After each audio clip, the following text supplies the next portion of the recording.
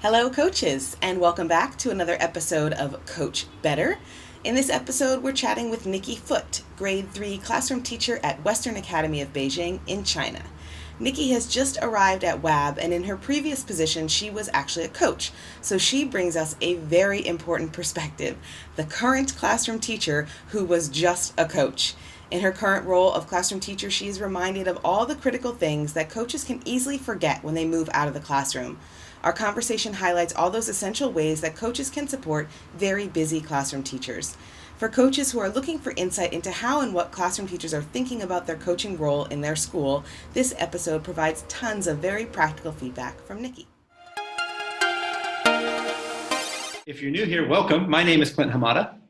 And my name is Kim Cafino, and we're your hosts for this series. Between the two of us, we have almost 40 years of coaching experience in schools around the world, and we want to help you coach better.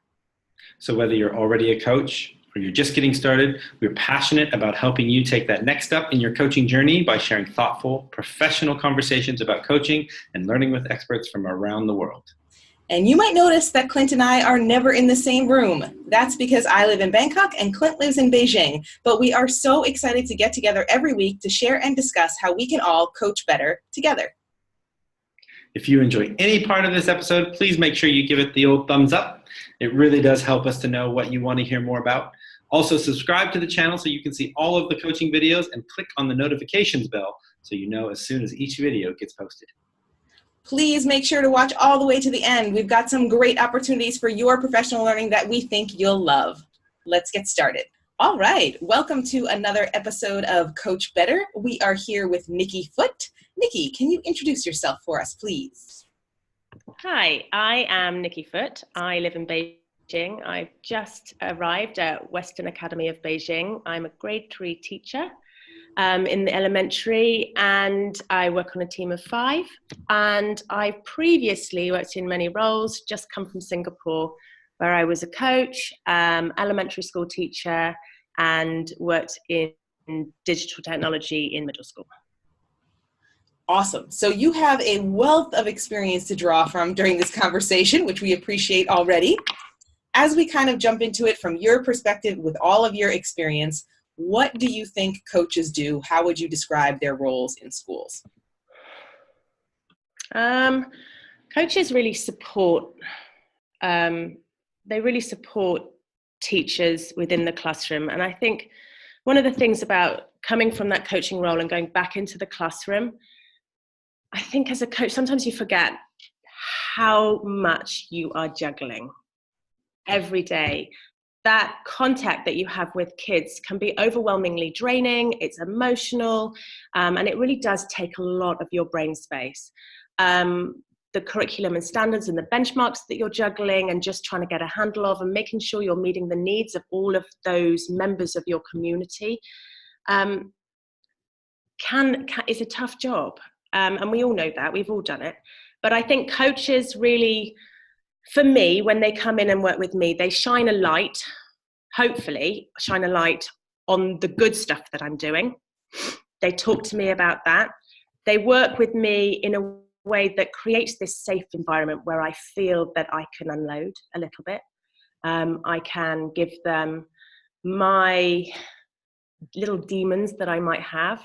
The things that you go home every night and you're like, oh, I just wish I could reach this need of this child, or how do I fix this bit? And they have these tips and these tricks up their sleeve. They see all these different parts of the school that you don't feel you see. You're stuck in some respects in your zone, in your comfort zone, in your classroom, with your walls around you, and finding those opportunities to break out and be inspired by all the different things that are going on, not just in school, but in the wider community. It takes time, which I think sometimes as whole classroom teachers, we just don't have. So I think for me, coaches kind of need to see my perspective. They need to really understand where we are, come in and work in my classroom. That's what I would like. And what I have, work with the kids, see those little needs and kind of find little spots that they think that they can support me in. I really like the idea and the emphasis that you have on the coach as the connector, and kind of having sometimes more of a big picture view.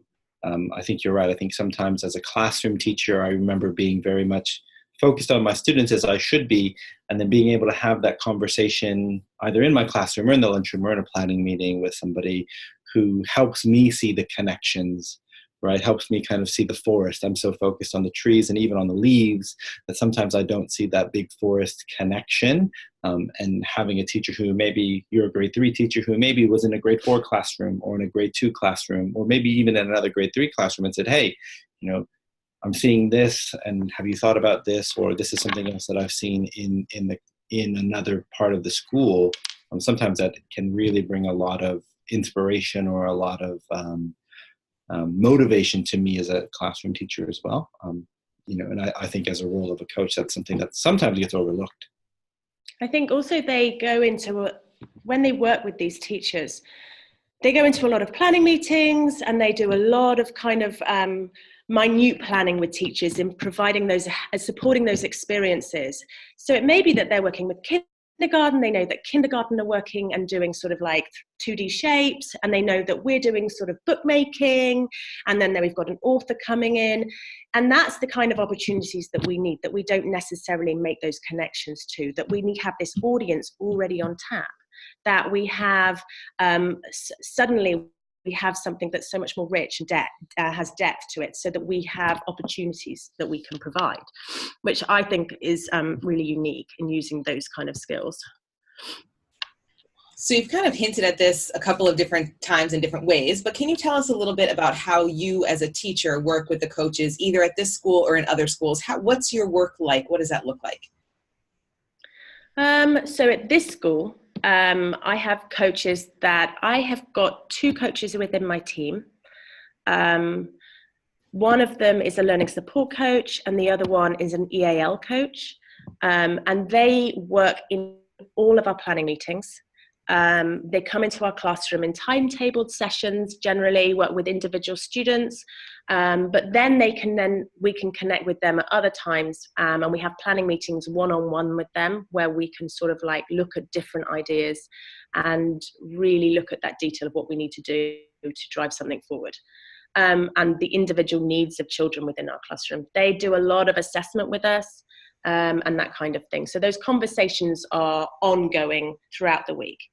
I also have technology coaches within the school who I can call on for particular help in different things that I need. And so if I've got an idea, I could send that idea off and normally get a response in some way or another. And then if I want some more time, then I'll just book them in, and then they come in and have those conversations. It could just be a conversation where we explore ideas. So what I've done previously is I've just sat down, we've had coffee, and we've just chewed the fat really on what's going on and what I want. And then just kind of work through. What I really liked about it was that I think living where I live, there are a lot of barriers that I'm not used to in terms of accessing content or accessing different tools that I am so used to. So replicating ways and systems that I had previously, I found quite difficult. So that has been quite a journey for me in just managing that. So that's been really supportive. I've also been able to kind of like talk to the high school coaches and get the high school coaches in so that they can sort of work with me on different things. So I've worked with data on them, where they've got a whole wealth of understanding of maths and data and visualization. So that's been really interesting, where they felt that it was not in any way applicable to grade 3, where actually the visual aspect, the mathematical aspect is a little bit far-reaching, but the visual aspect for us is enormous. So that was really interesting in finding ways that I could use data and bring that down to grade 3. I really like that when you were talking about the part where you just sit down and brainstorm and have a conversation, a coffee with coaches, I would love to hear like a little bit more about that, because sometimes as a coach, that's my favorite part too, but I'm always worried that I don't want people to think I'm wasting their time, but I feel like the unpacking the thinking is actually oftentimes more valuable than when like we get down to the pencil and paper and we're like planning things out. So just curious, in your perspective as a teacher and in your experience being on both sides of that conversation, what makes those kinds of things so valuable for you? For me, I'm always up for a coffee. So any opportunity that I can walk out of my classroom and get a coffee, I'm there.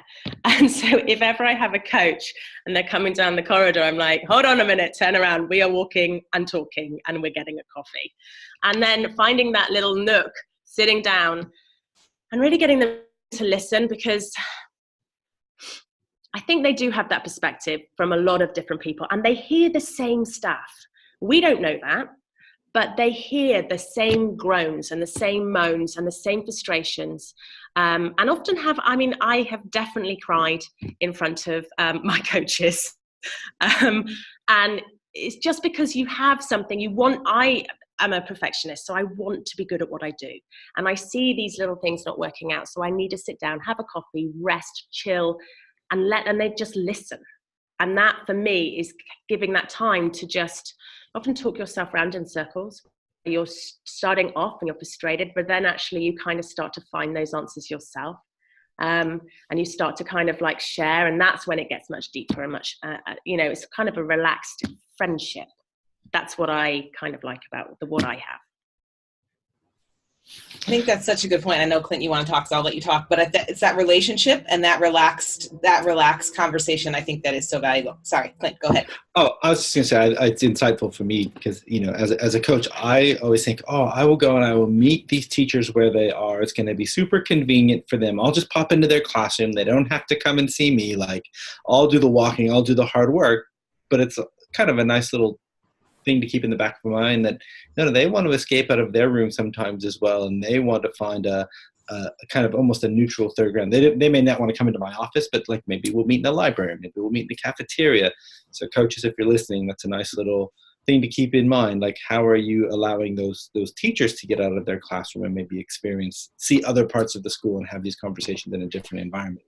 Sometimes that helps to stimulate the thinking as well. Yeah, and the other thing that helps to stimulate thinking, which is what I've got. So I have a coach at WAB, Jonathan, who's awesome, and he's my PYP coach. Every time he comes into my classroom, he brings me chocolate. Like, that is top. Okay, chocolate and coffee. My learning support teacher brings me coffee. Awesome. That's like bribery. What? No, I know he's really looking after my needs. So you've talked a little bit about the need for coffee and chocolate. Thinking about your classroom and where you are as a classroom teacher, again, you've talked a little bit about it. Like, if I were a coach at your school, what are those opportunities that you would be like relishing for me to come in and maybe talk to you about, or that you would want to track me down in the hallways and chat to me about in order to work with you and to get into your classroom and help you and your students? One of the biggest issues I have currently that I find really difficult is getting all of my children on certain content or certain platforms that I need them on. So I really would like to be able to manage, for instance, we've done a thing recently with MAP, and we've got a lot of MAP data going on within our grade 3. And what I would like to do is create an entire Khan Academy grade 3 account, which I've done, but then create accounts and different classes based on RIT data for MAP. That's the bit I'm stuck. That's my roadblock. I've tried to do it, and I've looked at the app and I can't navigate my way through the app. So this for me is a conversation of how do I do that? How do I get my kids in different sort of needs groupings based on addition and subtraction kind of benchmarks? And then how am I going to manipulate that data, change it up, mix it up, depending on what their needs move on to, but not just for me, for my whole team, so that we're all kind of singing together and really supporting each other in that. That is one of my current needs. So if I could get my coach to come in and either work through the problem, I think one of the things I find is that problem solving of technology is so incredibly difficult when you are time trained. Mm.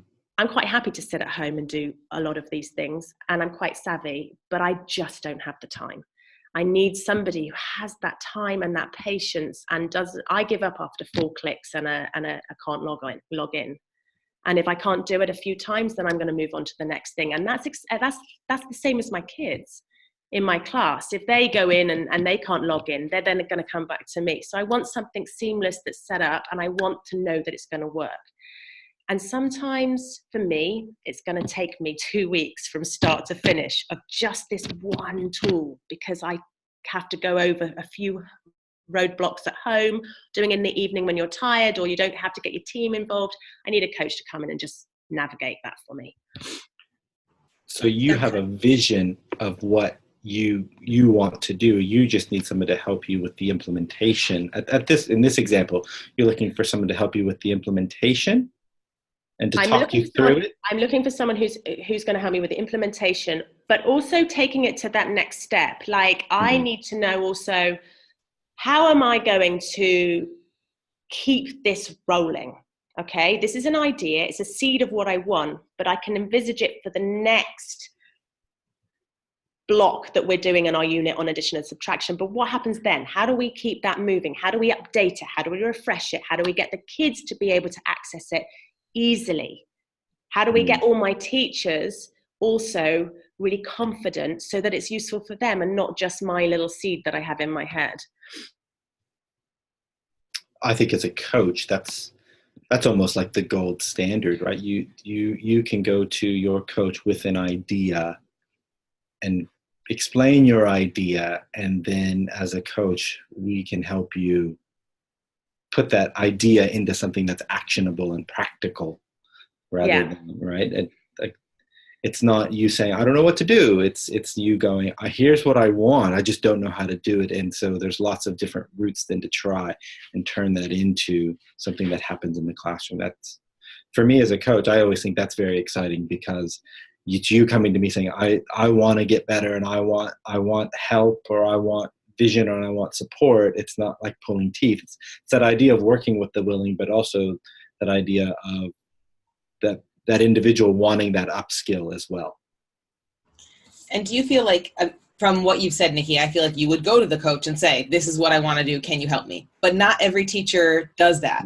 So thinking about the teachers who may be like less willing to go and ask for help, what are some good ways for coaches to work with them? Like, when you were talking about supporting with roadblocks, my first question was, how would the coach know that you had a roadblock if you were not the type of person to go and seek out the coach's support? Do you have any thoughts on that? Yeah. I've seen relationships with teachers break down and where they don't feel they can go to the coach. And generally that is because actually either the coach has come up with a roadblock. So every time they've gone with an idea and they were quite fresh at the beginning, but then what happens is the coach has their own mindset of where they think that teacher needs to be going. And so therefore there's a roadblock put in place with mindset between the coach. They're not building up that relationship. And I think that coach's agenda needs to be taken off the table for a while. Whether there is an agenda, I know that in some schools there can be agendas that goes on behind the scenes, but I actually think the teacher needs to be given that time to explore and create and become creative within their classroom, given that kind of hand-holding so that they have the confidence to start to wonder themselves about what they could be doing. So I think it's really building on those relationship skills, building that trust, that safe space, listening, tuning into them, really, really tuning into what you hear their fears are, and notice little things that you think that these teachers, what they might drive them forward, what they're passionate about, what they're interested in. Are they literacy specialists? Are they math specialists? Are they interested in taking photographs at the weekend? You know, do they go off to, like, I don't know, sewing fairs? Do you know what I mean? Like things like that you can build that rapport with them with. That I think is incredibly valuable. It sounds like you have had a lot of good opportunities, not only to do coaching yourself, but to work with really good coaches. Have you ever been in a situation where you have not had the opportunity to work with a coach, and what do you do? Uh,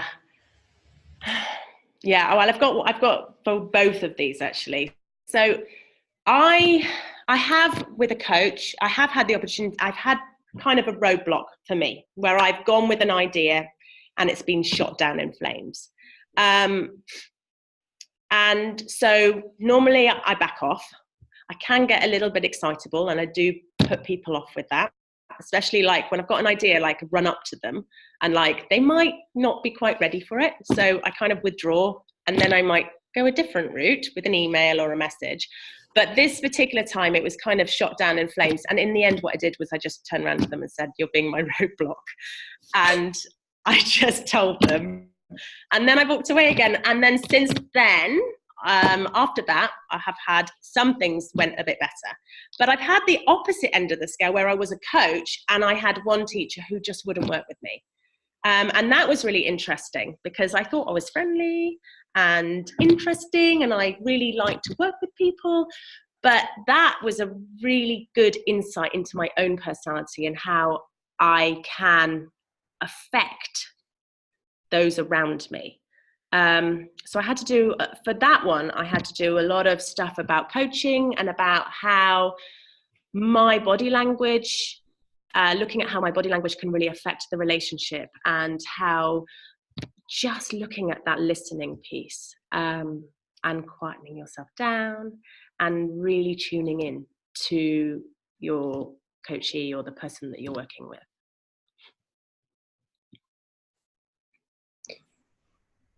So this is making me wonder if you've ever actually been in a school where you haven't had a coach. Have you always had a coach in your schools that you've worked at? No. What do you do when you don't have access to a coach? How do you solve those roadblocks? How do you get over that challenge when you don't have access to a coach? Yeah, that's a very good question. I'm really, really lucky in the school that I work, and we have access to a huge amount of resources, both people and tools and facilities and all that kind of stuff. I think with people who don't have access to coaches, I think for me, it's reaching out to your wider community, looking for those coaches around. I know that there is a huge amount of coaches online, on Twitter. For me, Twitter is actually the best form of PD. I can get so much out of Twitter in a day than I could get often. I mean, I do get a lot out of conferences, but Twitter, if you haven't got anything, that is your mainstay. But those coaches online and getting people to support you, building up those relationships and those connections so that you can have that voice, ask those questions, and then you've got something coming back to you. I mean, there are a lot of people who can fill that role of a coach, even if it's not their title, whether it is through your own network that you've built up and like-minded teachers. And sometimes it's, your colleagues down there too, and sometimes it's friends. And yeah, I think that's really important that you don't need to say, "Oh, I don't have a coach at my school, I can't do this." Like, who are those people that coach you through some of your roadblocks, even if that's not their official job title? One of my favorite ways of going through and finding things and just sort of going around my own roadblocks is, I have a little bit of a reputation, is that I go round all my team's classrooms in the morning and I take photos of all the really cool stuff that I see on their walls. And then I bring it back and I start to kind of like figure out what I like and what I want to do with it. And that for me is like that stealing of awesomeness, is brilliant, and is a great way that I'm inspired visually. It reminds me of, there's that graphic that goes around, and I think there's a book by the same title called Steal Like an Artist. Ooh, I love that book. Maybe it's Steal Like a Teacher as well. Yeah. So just thinking about the coaching situations in which you've been in, what do you feel are really the essential elements to have a successful coaching environment and a successful coaching culture in a school? How do we build that coaching culture in a school, in your opinion? I think that I feel like I'm incredibly lucky with where I work, in the fact that we have a really open culture. And like you were saying before, the people that you work with, we don't need a huge amount of coaches because everybody is incredibly supportive. So you could go to anybody and sit and talk about something, and you will get feedback, you will get that listening, you will get that intuition, and that person really deeply caring about you. So I think it's in developing that culture, I think it's really important that you build that trust in your teams, that you build up those people who connect and can work together and enjoy spending time with each other. My team is awesome, and they are incredibly caring about all of us and about what we're doing, and celebrating our successes and pointing those things out, and sharing those little unique moments and success stories that we have, so that everyone's inspired and you feel it's incredibly powerful. I mean, what I'm hearing over and over and over again in these interviews that we're doing, right, is it's trust, it's relationships. And I think we know that, and certainly, you know, within schools, that our business is people and our business is relationships. But I think what's really interesting is to hear all the different ways in which people express how that's done in their school or how that's done in the past, and what's really important to them, you know, building trust within teams and those little mini celebrations, and having those relationships, you know, so that you guys feel really comfortable as a group to support one another. And that's almost like a peer coaching model, where I know you guys are doing something a little bit different at WAB, right? And you guys are almost like pioneers at your school to some extent. And so you guys need to have that internal support as you as a grade 3 team are supporting each other. You know, I think that's something that we often overlook, again, because we're like, oh, well, I don't have the role of the coach, so I can't support that. But in your team, in your grade level, in your department, like those are, you all have the opportunity to coach one another and support one another through building those relationships and building that trust, and then helping to solve those roadblock issues. I think sometimes also, like for me, there's been a transition from where I previously worked to where I work now, just in some small, simple things, like in our team meetings that we have, we always take, and it's on the agenda, there is always 15 minutes to just share something. Share successes, it might be share a gripe, but it's sharing something that we're just talking, and there's always a laugh.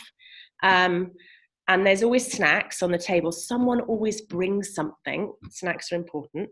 And, but it's just having that time just to sort of like to really share what's going on with you right this minute, right now.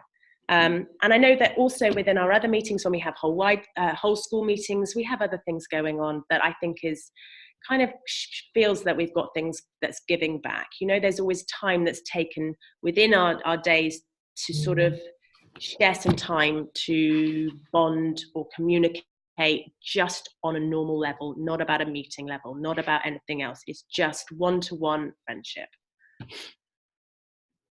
So, Nici, I feel like the whole kind of through line of your conversation is the critical importance of relationships. And I know that we talk about that every time we have one of these conversations. And one of the things you kind of referenced earlier was the coach becoming a roadblock and how that kind of can deteriorate a relationship. So we've talked about like great ways that coaches work with you, but what are the ways that coaches fail, or how do they fail, or when do they fail? What happens when coaching fails, and what can we do about it? Okay, for me, coaching fails when I feel that you just don't understand my time pressures, or I think for me, one of my biggest loads that I have is juggling all of those personalities, all of the data, the personalities, and then also juggling the community, the wider community. You've got the parents, you've got the admin, you've got emails ping-ponging all over the place. And I don't have time to really go to you and meet your needs all the time. You know, I can't run around. And if you can't make that effort to come to me, and I think sometimes unless I'm feeling very calm and really open, then that's going to be a roadblock for me. I also find little things like cancelled meetings is difficult. I'm really I just find that I'm making that effort, and I've got a lot going on, and I just going back into the classroom after being a coach, I find that has been the biggest shock to me, is that I could coach and I could go into the classroom and talk to teachers and support them, but really we have a lot going on to juggle, and doing all of that is overwhelming. It's easy to forget when you're not in a classroom anymore, even though you have been through it, just like you said earlier, and you know what it's like. It's so easy to forget because you have this like different scale of perspective that you're looking at the school. And you are busy too as a coach. Of course, nobody's saying coaches aren't busy, but it's not that same exact kind of immediacy of the pressure that I think classroom teachers have. And it's easy to forget. So this is a really important reminder that teachers do juggle a lot, and coaches have to go like out of their way to be extra visible in supporting and meeting your needs and understanding the time pressures that you have. Even sometimes we think things go without saying. They don't go without saying. Just say it because then everybody knows that you're appreciating those things about the challenges of their job. Yeah, and that relationship with the coach is really, really important. And really valuable. But I'm kind of jealous. You get to walk around outside of a room. Do you know what I mean? Like, we have this space that is noisy and full and vibrant and awesome, but we don't have that time to really think and be still. We want you to come in and help us, to give us that light, that shine that light on stuff so that we can kind of see things from a different perspective, I suppose. Love that. And that leads so perfectly into our next question, which is what makes a coach invaluable to you? And I think you've mentioned this in a couple different settings in a couple of different ways, but if you could kind of summarize or highlight the things that coaches do that make them so valuable for you, I think that would be really relevant to all the coaches watching and listening. I think giving us that time. One of the things that I think is really invaluable, actually, is I've been told by a coach before to slow down and to breathe and to not think of everything. Take your time, take some baby steps, really celebrate the little things that you're doing, and this challenge and how you're coming over those challenges, because coaches can come in and they can see things from such a different perspective than you can see them. For me, when I'm in the classroom, I have all these different children and I really want to meet all of their needs all of the time. And I really want everyone to be moving forward in their learning journey. And that is an impossible situation.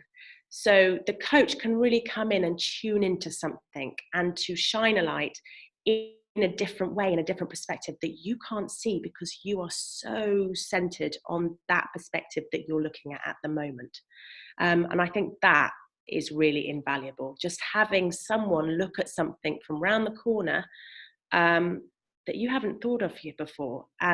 But in that trusting environment where you're like, it's like an aha moment. It's like, yes, you know, and that moves you forward. That allows you to breathe and to say, okay. And then they also hopefully connect those things together for you so that it becomes almost like a transition where you're supported and guided and handheld until you're ready. I'm reading a book at the moment by Jim Knight called The Impact Cycle. And one of the things that he talks about in that book is about kind of understanding your reality. And it sounds to me like what you're talking about as coaches, being able to help classroom teachers understand the reality of their classroom through that perspective, and it's hopefully something that you are interested in learning more about. Am I talking too fast? Am I making things accessible for all of my students?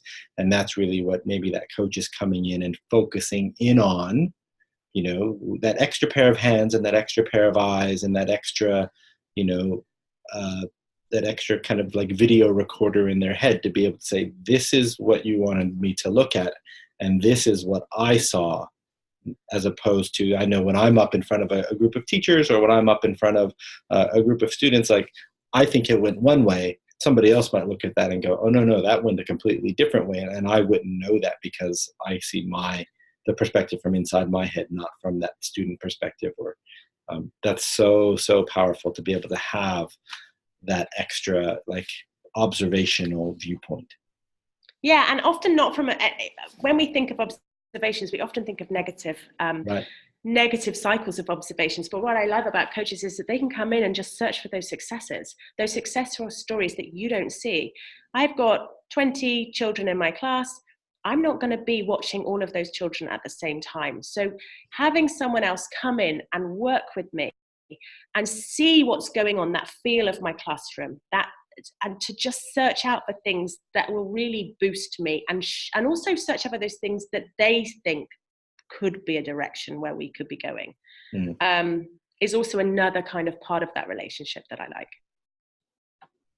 And I think your point about negative observations is so important, because I know when I'm teaching, I do something I know I don't like I recognize, oh, I didn't want to do that, or I said that wrong, or whatever. I'm always like, oh, did the person, see me do that? And I hope they don't, notice that. And like, you're always your own worst critic in your head. So if the outcome of that observation is, this student, mentioned this when I spoke to them, and you did this great thing when I, saw that. And did you notice how all the kids were engaged when you did this? Like, what a powerful positive cycle and spin you can put on someone coming into your classroom, which, like you say, Nici, is often perceived as a negative thing. It just switches it right around. Yeah, exactly. And then that coach is really going to get to understand you better. They're going to get to understand you as a teacher, you as the human, and that person who's being that empathetic human within your classroom, so that they understand what your needs are. And where you're going. I think they really need to get to know you, and watching you teach and watching you interact with your children is probably is a great way to do it. Okay, last question. You are obviously a proponent of coaching. You have coaches at your school. You have been a coach. Not everybody is necessarily on board the coaching train, So I'm just wondering, thinking back in your history as a teacher, as a coach, as an educator, what was that moment, or what was something that was instrumental in you realizing the power of coaching, right? That got you to see, actually, this is something that is powerful in schools and powerful for teachers and has a powerful impact on student achievement and student learning. I spent some time, when I first became a coach, I just went into coaching, and I hadn't done any background in coaching. I was just a keen, empathetic, trusting soul who went into the coaching role. And I really, really enjoyed it. But one of the things that I found was I really wanted to understand why I couldn't meet those relationship needs of some of my teachers, that I found there were roadblocks there, and I wasn't sure why, and I didn't know how to go further. So I was reading books, but one of the things was that I went and did a course in coaching in the UK, and that really opened up my idea of what coaching is, what a coaching relationship is, how to build those trusting, safe spaces where people can thrive.